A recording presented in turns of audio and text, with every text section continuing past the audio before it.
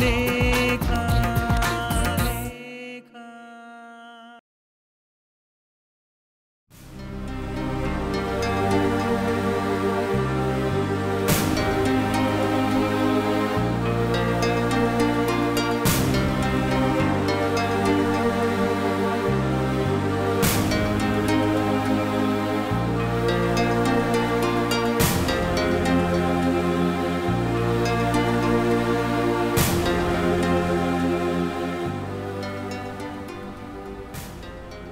ಪ್ರಧಾನ್, ಪತ್ರಿಕೆಗೆ ರೆಸ್ಪಾನ್ಸ್ ತುಂಬ ಚೆನ್ನಾಗಿದೆ.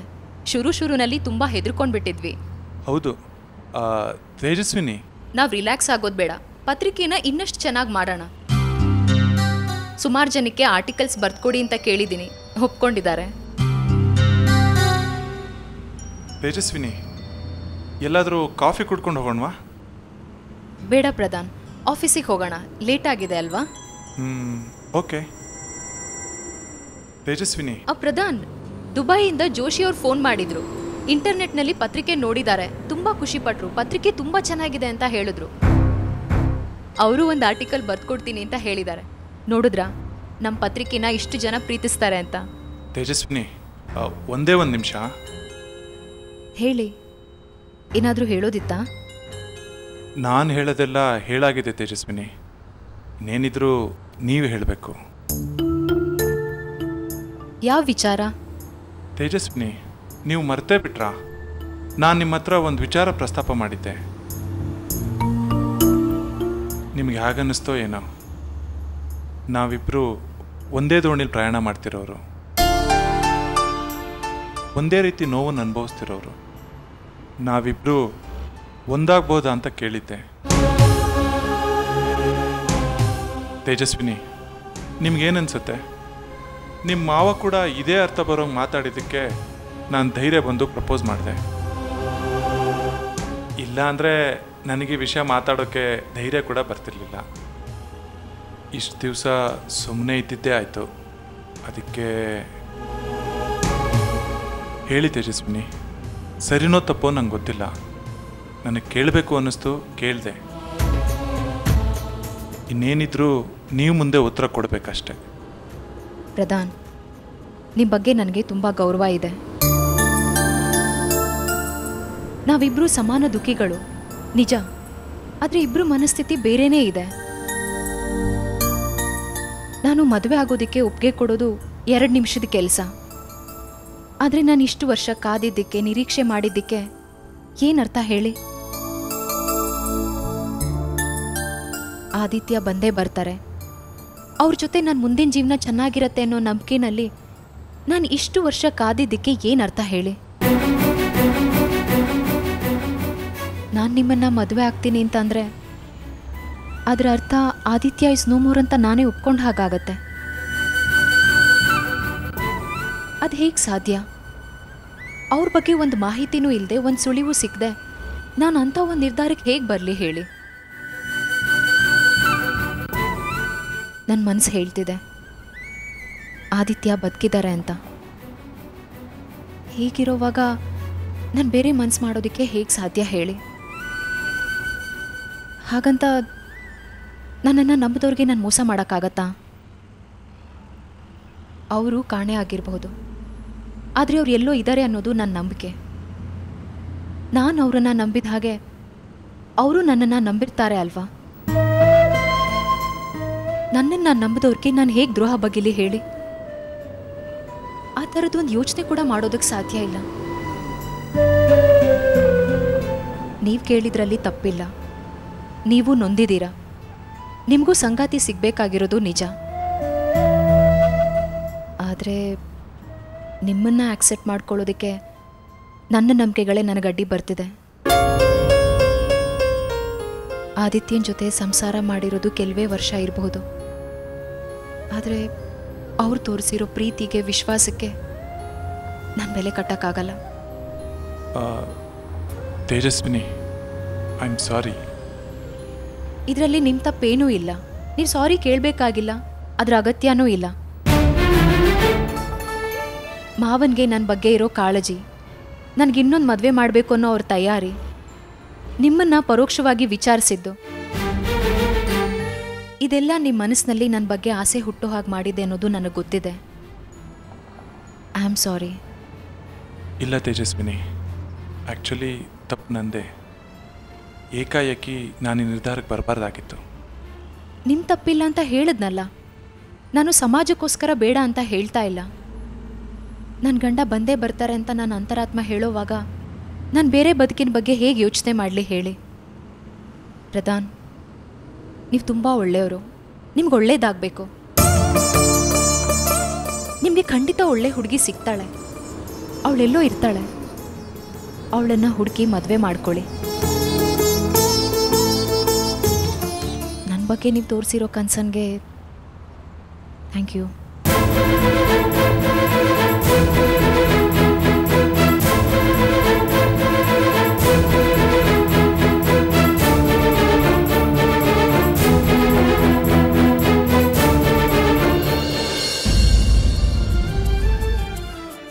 ತಗೊಳ್ಳಿಪ್ಪ. ಸಾಕ್ಷಿ, ಕಾಫಿ ತಗೋ ಬಾ.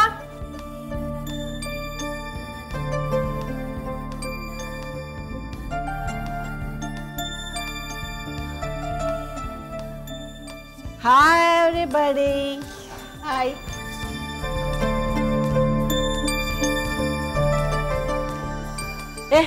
ನಂಗೂ ಕಾಫಿ ಕೊಡ. ಅಮ್ಮ, ನೀನು ಈಗ ತಾನೇ ಬಂದಿದ್ಯಾ, ರೆಸ್ಟ್ ತಗೋ. ನಾನು ಕುಡ್ದು ಆಮೇಲೆ ಮಾಡ್ಕೊಡ್ತೀನಿ.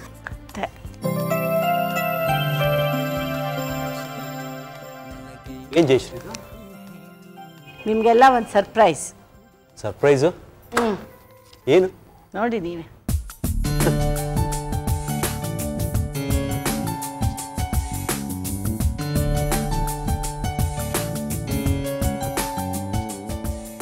ಇದೇನು ಜಯಶ್ರೀ, ಯಾವುದೋ ರೆಸಾರ್ಟ್ ಫ್ರೀ ಸ್ಟೇದು gift vouchers? Last month sari ಹೌಸಲ್ಲಿ ಸೀರೆಗಳು ಪರ್ಚೇಸ್ ಮಾಡಿದ್ನಲ್ಲ, ಅದರದ್ದು ಲಕ್ಕಿ ಡ್ರಾ ಇತ್ತು. ಅದರಿಂದ ಗಿಫ್ಟ್ ವಾಚರ್ ಸಿಕ್ಕಿದೆ ನಮಗೆ. ಓ, ಕಂಗ್ರ್ಯಾಟ್ಸ್ ಆಂಟಿ. ಅಯ್ಯ, ಇದ್ರೊಳಗೆ ಕಂಗ್ರಾಟ್ಸ್ ಹೇಳೋದೇನು ಬಂತು? ನಾನು ರಘುರಾಮ್ ಈ ವಯಸ್ಸಲ್ಲಿ ರೆಸಾರ್ಟಿಗೆ ಹೋಗಿ ಎಂಜಾಯ್ ಮಾಡೋಕ್ಕಾಗುತ್ತಾ? ಇದೆಲ್ಲ ನಿಮ್ಮಂಥ ಚಿಕ್ಕ ವಯಸ್ಸಿನ ಮಕ್ಳಿಗೆ ಸರಿ. ಅಮ್ಮ, ನೀನು ಅಪ್ಪ ಸೆಕೆಂಡ್ ಹನಿಮೂನ್ಗೆ ಹೋದ್ರೆ ಹೇಗೆ? ಹಾಂ, ಕರ್ಮ. ಫಸ್ಟ್ ಹನಿಮೂನ್ ಹೇಗಾಯ್ತು ಅಂತ ಕೇಳು. ಜಯಶ್ರೀ, ನೀನು ಇನ್ಸಲ್ಟ್ ಮಾಡ್ತಾ ಇದ್ದೆ ನನಗೆ. ಅದರೊಳಗೆ ಇನ್ಸಲ್ಟ್ ಏನು ಬಂತು? ಅಲ್ಲ ಪ್ರೇಮ್, ನಾವು ಹೊರಟಿದ್ದು ಊಟಿಗೆ ಅಂತ ಹನಿಮೂನ್ಗೆ. ಇವರು ಇವ್ರ ಬಾಸ್ ಕೈಲಿ ನಾವು ಉಳ್ಕೊಳ್ಳೋ ಹೋಟೆಲ್ ನಂಬರೆಲ್ಲ ಕೊಟ್ಬಿಟ್ಟು ಬಂದ್ಬಿಟ್ಟಿದ್ದಾರೆ. ಇವ್ರ ಬಾಸ್ ಅಂತೂ 5 ನಿಮಿಷಕ್ಕೂ ಫೋನು, 5 ನಿಮಿಷಕ್ಕೂ ಫೋನು. ನಾವು ಉಳ್ಕೊಂಡಿದ್ದು 3rd ಫ್ಲೋರಲ್ಲಿ. ಸರಿ, ಇವ್ರ ಬಾಸ್ ಫೋನ್ ಬಂದಾಗೆಲ್ಲ ಇವ್ರ ಮೇಲಿಂದ ಇಳಿ ಮತ್ತೆ ಹತ್ತು, ಮೇಲೆಯಿಂದ ಇಳಿ ಮತ್ತೆ ಹತ್ತು, ಇದೇ ಆಗೋಯ್ತು. ನನಗೆ ಮಾತ್ರ ಮಾತಾಡೋದಕ್ಕಿಂತ ಹೆಚ್ಚಾಗಿ ಇವ್ರ ಬಾಸ್ ಹತ್ರ ಮಾತಾಡಿದ್ರೆ ಹೆಚ್ಚು. ಹೌದಪ್ಪ. ಏನು ಮಾಡೋಕ್ಕಾಗುತ್ತಮ್ಮ, ಕೆಲ್ಸಕ್ಕೆ ಸೇರಿದ ಹೊಸದು. ಆ ಬಾಸು ಸಿಕ್ಕಾಪಟ್ಟೆ ಸ್ಟ್ರಿಕ್ಟು. ಇನ್ನು ಅವ್ರು ಫೋನ್ ಮಾಡಿದಾಗ ನಾನು ಫೋನ್ ತೊಗೊಳ್ದೇ ಇದ್ರೆ ಎಲ್ಲ ಹಾಳಾಗಿ ಹೋಗಲಿ. ಅಲ್ಲ, ನಾವಿನ್ನೂ ಆ ಹೋಟೆಲಲ್ಲಿ ಉಳ್ಕೊಂಡು 1 ದಿನ ಕೂಡ ಆಗಿಲ್ಲ. ಅಷ್ಟರಲ್ಲೇ ತುಂಬ ಅರ್ಜೆಂಟ್ ಕೆಲಸ ಇದೆ, ವಾಪಸ್ ಬಂದ್ಬಿಡಿ ಅಂತ ಕರ್ಸ್ಕೊಂಡ್ಬಿಡೋದ.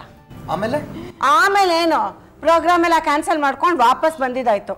ನಾ ಎಷ್ಟು ಆಸೆ ಇಟ್ಕೊಂಡಿದ್ದೆ, ಸೈಟ್ ಸೀಯಿಂಗ್ ನೋಡಬೇಕು ಮತ್ತು ಶಾಪಿಂಗ್ ಮಾಡಬೇಕು ಅಂತೆಲ್ಲ, ಎಲ್ಲ ಹಾಳಾಗೋಯ್ತು. ಜಯಶ್ರೀ, ಈಗ ಹಳೆ ಕಥೆನೇ ಮಾತಾಡ್ಕೊಂಡು ಕೂತಿರ್ತೀಯೋ ಅಥವಾ ಇದ್ರ ಬಗ್ಗೆ ಏನೋ ಸ್ವಲ್ಪ ಮಾತಾಡೋಣ, ವೋಚರ್ಸ್ ಬಗ್ಗೆ? ಅದೇ, ಅದರೊಳಗೆ ಯೋಚನೆ ಮಾಡೋಕ್ಕೇನಿದೆ? ಪ್ರೇಮ್ ಸಾಕ್ಷಿ ಹೋಗಿ ಬರಲಿ.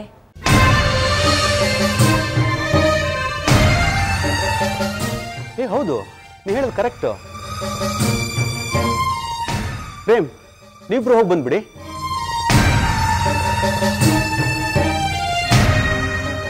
ಅಂಕಲ್, ಅದು ಅಲ್ಲ, ನಮ್ದೇನು ದುಡ್ಡು ಖರ್ಚಾಗ್ತಾ ಇಲ್ವಲ್ಲ, ಯಾಕೆ ಸುಮ್ಮನೆ ವೇಸ್ಟ್ ಆಗಬೇಕು? ನೀವಿಬ್ರು ಹೋಗಿ ಬಂದ್ಬಿಡಿ. ಸುಮ್ಮನೆ ಹೋಗಿ ಬನ್ನಿ. ಏನೇ ಸಾಕ್ಷಿ? ಅಲ್ಲಮ್ಮ, ನಾನು ಟ್ರಾವೆಲ್ ಮಾಡೋದು ಬೇಡ ಅಂತ ನೀನೇ ಹೇಳಿದ್ದೆ. ಅಯ್ಯ, ಇಲ್ಲಿಂದ ರೆಸಾರ್ಟ್ ಏನು ತುಂಬ ದೂರ ಇಲ್ಲ, ಆರಾಮಾಗಿ ಟ್ಯಾಕ್ಸಿ ಮಾಡ್ಕೊಂಡು ಹೋಗಿ ಬನ್ನಿ. ನಾನೇ ಹೇಳ್ತಿದ್ದೀನಲ್ಲ. ಹೌದು ಪ್ರೇಮ್, ವೀಕೆಂಡ್ ಸ್ಟೇ 2 ದಿವಸ ಆರಾಮಾಗಿ ಇದ್ಬಿಟ್ಟು ಬನ್ನಿ. ಸರಿ ಅಂಕಲ್. ತಗೋ, ಈ ವೌಚರ್ಸ್ ನಿನ್ನ ಹತ್ರನೇ ಇರಲಿ.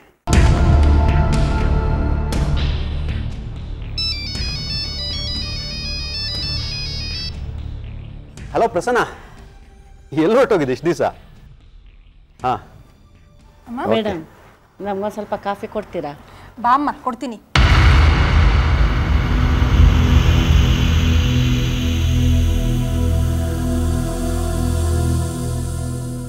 ಯಾಕೆ ಒಪ್ಕೊಂಡ್ರಿ ಪ್ರೇಮ್?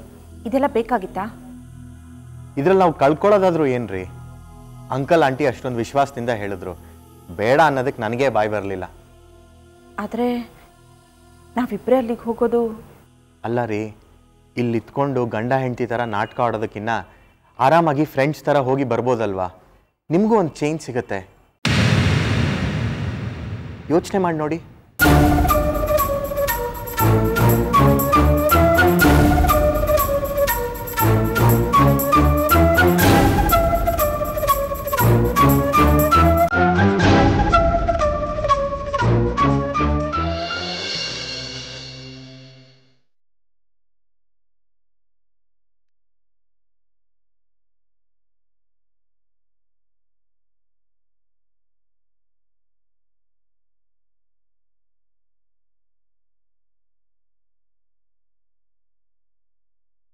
ಏನಕ್ಕ ಇಷ್ಟೊಂದು ಜೋರಾಗಿ ಹಾಡಾಕೊಂಡಿದ್ದೀರಾ? ಬಾ ಜಾನು ಕೂತ್ಕೋ. ಎಲ್ಲಿ ನಿಮ್ಮ ಯಜಮಾನ್ರು? ಒಳಗಿದ್ದಾರೆ. ಏಯ್ ಮೊದಲು ಹೋಗಮ್ಮ, ನೀನು ಇಲ್ಲಿ ಬಂದು ಕೂತ್ಕೊಂಡ್ರೆ ಆಮೇಲೆ ನನ್ನನ್ನು ಬೈಕೊಳ್ತಾರಷ್ಟೇ. ಹೋಗು ಹೋಗು. ಏನು ಬೈಕೊಡೋದ, ನೀವು ಒಳ್ಳೆ. ಹಾಡು ಕೇಳ್ತೀಯಾ? ಹಾಡು ಹಾಕ್ಲಾ? ಅಯ್ಯೋ ಬೇಡ ಅಕ್ಕ, ಕೂತ್ಕೊಂಡು ಆರಾಮಾಗಿ ಮಾತಾಡೋಣ. ಸರಿ ಹೇಳು.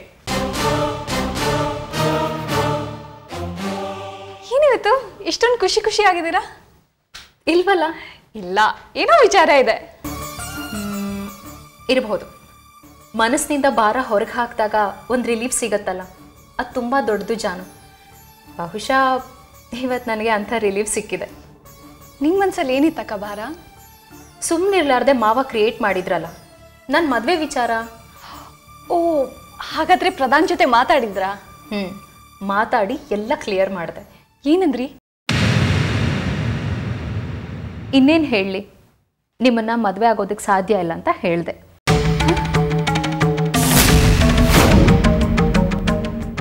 ಏನು ಹೇಳ್ತಾ ಇದ್ದೀರಾ ಅಕ್ಕ? ಮದುವೆ ಆಗೋದಿಲ್ಲ ಅಂತ ಹೇಳಿದ್ರಾ? ಯಾಕೆ? ಏನು ತಮಾಷೆನಾ ಜಾನು? ಮದುವೆ ಅಂದರೆ ಹುಡುಗಾಟನಾ? ಅಲ್ಲ ಅಕ್ಕ, ಪ್ರಧಾನ್ನ ಮದುವೆ ಆಗಿ ನಿಮ್ಮ ಜೀವನ ನೀವು ನೋಡ್ಕೊಡೋದಲ್ವಾ? ಈ ತಳ್ಮಳ, ಈ ಸಂಕಟ ಇವೆಲ್ಲ ಬೇಕಾ ನಿಮಗೆ? ಈ ತಳಮಳದಲ್ಲೂ ಒಂದು ಹೋಪ್ ಇದೆ ಜಾನು, ಆದಿತ್ಯ ಬರ್ತಾರೆ ಅಂತ. ಅಕ್ಕ ಪ್ಲೀಸ್, 3 ವರ್ಷ ಕಳೆದೋಯ್ತು. ಅದು ನನಗೆ ಗೊತ್ತಿದೆ, ಆದರೆ ಅವಕಾಶವಾದಿ ಆಗೋದಕ್ಕೆ ನನಗಿಷ್ಟ ಇಲ್ಲ ಜಾನು. ಇಷ್ಟು ವರ್ಷ ಆದಿತ್ಯಂಗೋಸ್ಕರ ಇನ್ನಿಲ್ದ ಹಾಗೆ ಕಾದಿದ್ದೀನಿ. ಅವ್ರು ಬಂದೇ ಬರ್ತಾರೆ ಅನ್ನೋ ನಂಬಿಕೆನಲ್ಲಿ ದಿನಗಳನ್ನು ಕಳೆದಿದ್ದೀನಿ. ಈಗ ಇದ್ದಕ್ಕಿದ್ದ ಹಾಗೆ ಅವ್ರು ಬರಲ್ಲ ಅಂತ ನಾನು ಹೇಗೆ ಒಪ್ಕೊಳ್ಳಿ? ಅಕ್ಕ ಪ್ಲೀಸ್, ಇದೆಲ್ಲ ಸಾಧ್ಯನಾ? 3 ವರ್ಷ ಬರದೇ ಇದ್ದವರು ಈಗ ಸಡನ್ನಾಗಿ ಬಂದ್ಬಿಡ್ತಾರ? ಬಂದರೆ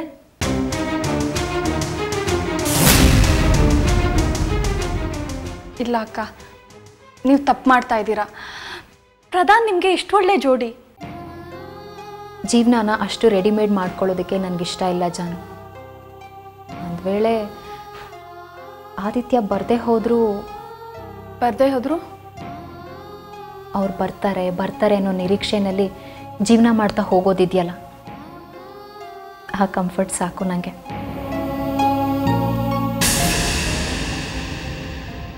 ಎಷ್ಟು ವರ್ಷ ಬೇಕಾದರೂ ಜೀವನ ಮಾಡ್ತೀನಿ. ಅಕ್ಕ ನೀನೇ ಹೇಳು, ನನ್ನ ಗಂಡನ ನಾನು ಹೇಗೆ ಸಾಯಿಸ್ಲಿ? ಏನು ಹೇಳ್ತಾ ಇದ್ದೀರಾ ಅಕ್ಕ? ಜಾನು, ನಾನು ಪ್ರಧಾನ್ನ ಮದುವೆ ಆದರೆ ಆದಿತ್ಯ ಇಲ್ಲ ಅಂತ ನಾನೇ ಒಪ್ಕೊಂಡು ಹಾಗಾಗತ್ತೆ ಅಲ್ವಾ? How can I kill my husband ಜಾನು?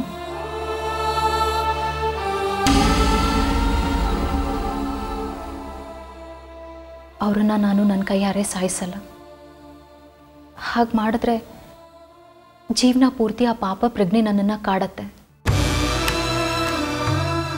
ನನ್ನ ಜೀವನದಲ್ಲಿ ಸುಖವಾಗಿ ಇಲ್ಲದೆ ಹೋದರೂ ಪರವಾಗಿಲ್ಲ. ಆ ಗಿಲ್ಟ್ ನನಗೆ ಬೇಡ ಜಾನು. ಸಾರಿ ಅಕ್ಕ, ನಾನು ತುಂಬ ಕ್ಯಾಶುವಲ್ ಆಗಿ ಹೇಳಿಬಿಟ್ಟೆ. ನಿಜವಾಗ್ಲೂ ನಿಮ್ಮ ಮನಸ್ಸು ತುಂಬ ದೊಡ್ಡದು. ಇಲ್ಲ ಜಾನು, ಆದಿತ್ಯನ ನಾನು ಮರೆಯೋಕ್ಕಾಗಲ್ಲ. ಅವ್ರ ಪ್ರೀತಿನೇ ನನ್ನನ್ನು ಇಷ್ಟು ದಿನ ಕಟ್ ಹಾಕಿರೋದು.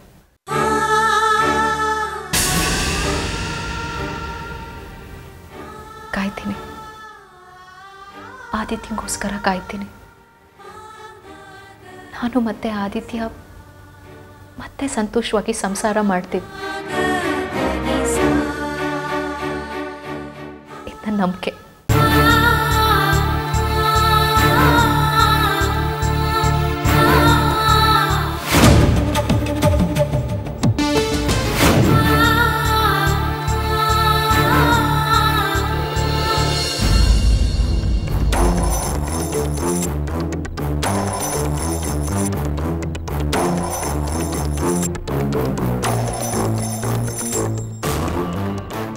ಜಾನು ಎಲ್ಲೋಗಿದೆ? ಇಲ್ಲೇ ತೇಜು ಅಕ್ಕನ ರೂಮಿಗೆ ಹೋಗಿದೆ. ತೇಜು ಅಕ್ಕನ ಹತ್ರ ಇಷ್ಟೊತ್ತಲ್ಲಿ ಮಾತಾಡೋದೇನಿದೆ? ಹೀಗೆ ಇರುತ್ತಲ್ಲ. ನನಗೆ ಹೇಳೋ ಆಗಿಲ್ಲ ಅಂದರೆ ಬೇಡ ಬಿಡು, ನಾನು ಬಲವಂತ ಮಾಡಲ್ಲ. ಹಾಗಲ್ಲ ನೀ ಅವ್ರ ಪರ್ಸ್ನಲ್ ವಿಚಾರ. ಪರ್ಸ್ನಲ್ ವಿಚಾರನಾ? ಏನು? ಅವ್ರ ಮದುವೆ ಬಗ್ಗೆ. ಮದುವೆನಾ? ತಮಾಷೆ ಮಾಡ್ತಿದೀಯಾ? ಅವ್ರ ಜೀವನನೇ ತಮಾಷೆಯಾಗಿ ಹೋಗಿದ್ಯಲ್ಲ ನೀ. ಪಾಪ ಅವ್ರ ಗಂಡ ಬರ್ತಾರೋ ಬರಲ್ವೋ ಅನ್ನೋ ಗೊಂದಲದಲ್ಲೇ ಅವ್ರ ಜೀವನ ಮಾಡ್ತಾ ಇದ್ದಾರೆ. ಓ, ಅದಕ್ಕೆ ಮದುವೆ ಆಗ್ತಿದ್ದಾರಾ? ಗುಡ್, ಆಗ್ಬೇಕಾದ್ದೆ. ಇದು ಅವ್ರ ಪ್ರಯತ್ನ ಅಲ್ಲ, ಮಾವಂದು. ಪಾಪ ತೇಜು ಅಕ್ಕಂಗೆ ಇಷ್ಟ ಇಲ್ಲ, ಆದರೆ ಮಾವ ತುಂಬ ಪ್ರಯತ್ನ ಪಡ್ತಾ ಇದ್ದಾರೆ. ಇಷ್ಟ ಇಲ್ಲ ಅಂದರೆ?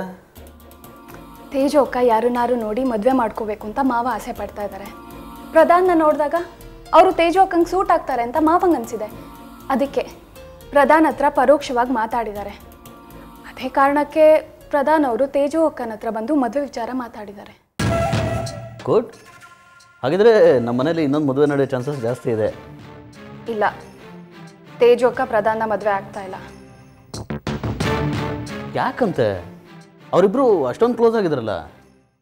ಹಾಗೆಲ್ಲ ಮಾತಾಡಬಾರ್ದು ನೀ. ಅವರಿಬ್ರು ಕ್ಲೋಸ್ ಆಗಿದ್ರು ಅಂದರೆ ಅವರಿಬ್ರು ಮಧ್ಯೆ ರಿಲೇಷನ್ಶಿಪ್ ಇತ್ತು ಅಂತನಾ? ಅವರಿಬ್ರು ಬರೀ ಫ್ರೆಂಡ್ಸ್ ಅಷ್ಟೇ. ಹೇ, ನಾನು ಅದನ್ನೇ ಹೇಳಿದ್ದು. ಅವರಿಬ್ರು ಅಷ್ಟೊಂದು ಒಳ್ಳೆ ಫ್ರೆಂಡ್ಸ್ ಆಗಿದ್ರು. ಆದರೂ ಅತ್ತಿಗೆ ಯಾಕೆ ಪ್ರಧಾನ ರಿಜೆಕ್ಟ್ ಮಾಡೋರು? ಯಾಕೆ ಅಂದರೆ ಅವ್ರ ಗಂಡ ಇನ್ನೂ ಬದುಕಿದ್ದಾರೆ ಅಂತ ಅವ್ರ ನಂಬಿಕೆ. ಯಾವ ಸೀಮೆ ನಂಬಿಕೆ? ಆದಿತ್ಯ ಬದುಕೇ ಇಲ್ಲ, ನನಗೆ ಗೊತ್ತಿಲ್ವಾ? ಭಾವ ಬದುಕಿಲ್ವಾ? ನಿಮ್ಗೆ ಹೇಗೆ ಗೊತ್ತು? ಹೇ ಅಲ್ಲ, ಅದು ಇಷ್ಟು ವರ್ಷ ಆಯ್ತಲ್ಲ ಅವನು ಕಾಣೆಯಾಗಿ. ಇನ್ನು ಹೇಗೆ ಬರೋಕ್ಕೆ ಸಾಧ್ಯ? ಸತ್ತು ಹೋಗಿದ್ದಾನೆ ಅನ್ನೋ ಅರ್ಥದಲ್ಲಿ ಹೇಳಿದೆ ಅಷ್ಟೇ. ಅದು ಹೇಗೆ ಹೇಳೋಕ್ಕಾಗುತ್ತೆ ಅನಿ? ಡೆಡ್ ಬಾಡಿ ಸಿಕ್ಕಿಲ್ಲ, ಏನಿಲ್ಲ. ಹೇಗೆ ಕನ್ಫರ್ಮ್ ಮಾಡ್ಕೊಳಕ್ಕಾಗತ್ತೆ? ಇನ್ಫ್ಯಾಕ್ಟ್ ಅಕ್ಕಂಗೂ ಇದೇ ಗೊಂದಲ. ಅದು ಅಲ್ಲದೆ ಅಕ್ಕ ಭಾವನ ತುಂಬ ಪ್ರೀತಿಸ್ತಾರೆ.